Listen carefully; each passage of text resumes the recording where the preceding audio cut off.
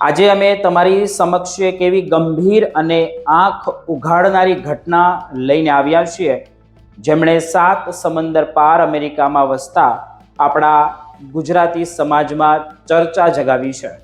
New York રાજ્યના Victor ટાઉનમાંથી એક અત્યંત દુઃખદ સમાચાર સામે આવ્યા છે, જ્યાં આપણા પોતાના ગુજરાતીની માટીના અને હાલ અમેરિકામાં સ્થાયી થયેલા એક 62 વર્ષીય ગુજરાતી પુરુષની કાર્યસ્થળ પર ગેરવર્તણૂકના આરોપમાં ધરપકડ કરવામાં આવી છે.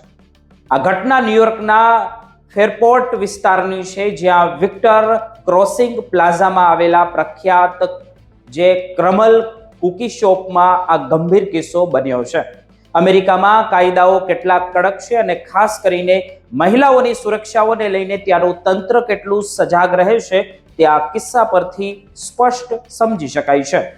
પોલીસના સત્તાવાર રિપોર્ટ અનુસાર આરોપીની ઓળખ 62 વર્ષીય અરવિંદભાઈ ઉકાભાઈ પટેલ તરીકે થઈ છે, જેઓ તે જ કુકી શોપમાં કર્મચારી તરીકે ફરજ બજાવતા હતા. તેમની સાથે કામ કરતી એક યુવાન મહિલા સહકર્મીએ તેમની સામે ગંભીર આરોપ લગાવ્યા છે. આરોપ મુજબ કામ દરમિયાન અરવિંદભાઈએ તે યુવતી સાથે અણબના કર્યા હોય, શારીરિક સંપર્ક રાખ્યો હતો, જેમને ન્યુયોર્ક સ્ટેટના કાયદા મુજબ ફોર્સિબલ ટચિંગ એટલે કે બળજબરી પૂર્વકનો સ્પર્શ ગણવામાં આવે છે. આ કાયદા હેઠળ કોઈ પણ વ્યક્તિની મરજી વિરુદ્ધ તેને શારીરિક રીતે સ્પર્શ કરવો એ ગુનો બને છે. ભોગ બનનાર યુવતીએ આ બાબતને નજરઅંદાજ કરવાને બદલે તાત્કાલિક પોલીસનો સંપર્ક કર્યો હતો, જે બાદ ઓરેન્ટિયોમાં કાઉન્ટી શરીફ ઓફિસ તરફથી એક્શનમાં આવી હતી. પોલીસ અને ડેપ્યુટી સ્ટેટ અને ડેપ્યુટી પેનલ દ્વારા આ મામલે ખૂબ જ ઝીણવટભરી તપાસ હાથ ધરવામાં આવી હતી. તેમણે કાર્યસ્થળના અન્ય કર્મચારીઓના નિવેદનો લીધા હતા અને પુરાવાઓ એકઠા કર્યા હતા. તપાસમાં તથ્ય જાણવા મળ્યું કે ગત મંગળવારે બપોરના સમયે જ્યારે કુકી શોપમાં સામાન્ય રીતે ગ્રાહકની અવરજવર હોય છે, ત્યારે જ પોલીસ ત્યાં પહોંચી હતી અને અરવિંદભાઈ પટેલને તેમના કામના સ્થળેથી જ કસ્ટડીમાં લીધા હતા.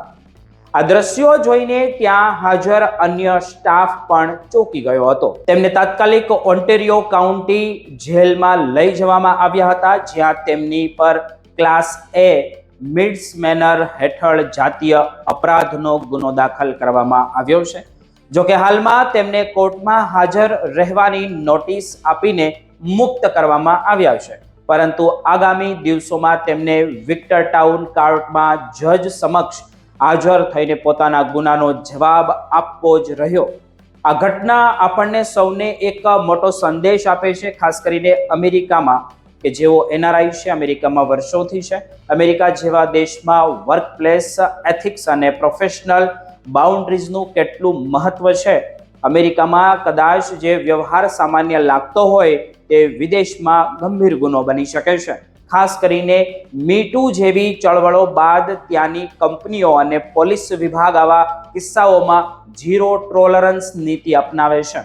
અરવિંદભાઈની ઉંમર 62 વર્ષ હોવા છતાં કાયદાએ તેમના કોઈ રાહત તેમને આપી જ નથી. તે દર્શાવે છે કે કાયદો દરેક માટે સમાન છે.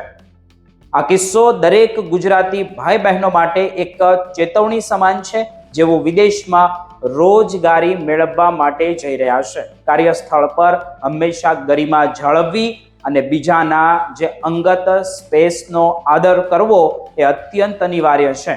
નાનકડી ગેરસમજ, અયોગ્ય વ્યવહાર તમારી વર્ષોની મહેનત અને પ્રતિષ્ઠા પર પાણી ફેરવી શકે છે. મિત્રો, અમે આ સમાચાર દ્વારા માત્ર એટલું જ કહેવા માંગીએ છીએ કે વિદેશમાં રહેતી વખતે ત્યાંના કાયદાઓ અને સંસ્કૃતિઓને સમજવી ખૂબ જરૂરી છે.